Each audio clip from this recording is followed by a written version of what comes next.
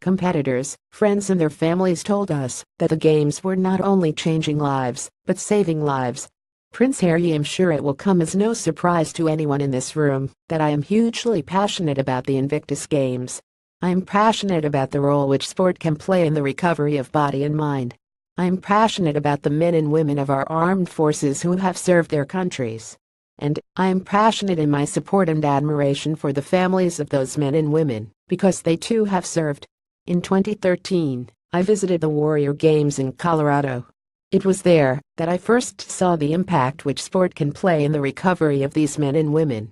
I was amazed seeing the fiercest competition turn to respect, understanding and friendship the moment the finish line was crossed. I saw people giving it their all out on the court or in the pool, but then hugging their opponents as brothers in arms. Seeing this for myself convinced me that we had to enable more injured and ill-service men and women to benefit from the power of competition.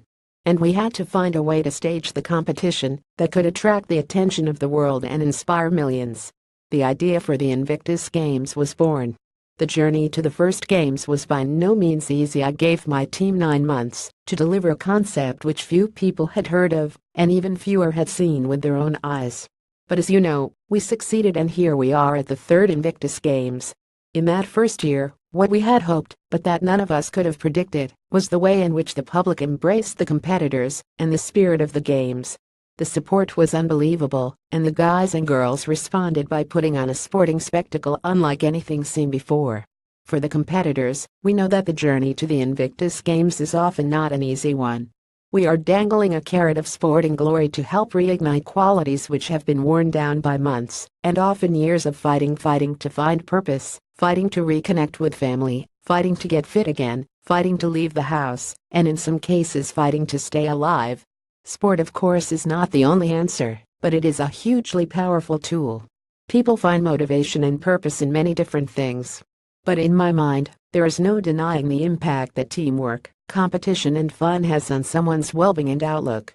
The wife of a U.S. competitor wrote to me saying, "I'd like to say thank you," as the tears roll down my eyes.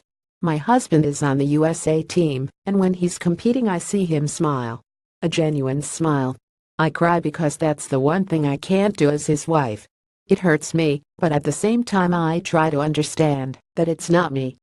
Our 3 children we call little warriors because they too have to adapt and overcome. The father, friend they once knew isn't the same. I wish I would have been able to bring them, because they could have shared in his happiness.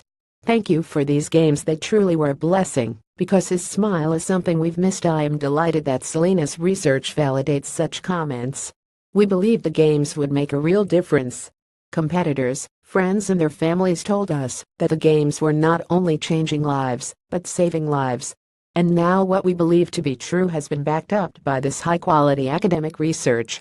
Now I have long believed that individuals who wear the uniform are role models for society. Their families understand the true meaning of teamwork, respect, discipline and leadership. And in a world where this is often lacking, I bet the values by which service families live their lives, and the example they set for others through these games, is having a profound effect on their communities and far beyond. Wouldn't it be great if we could prove that too?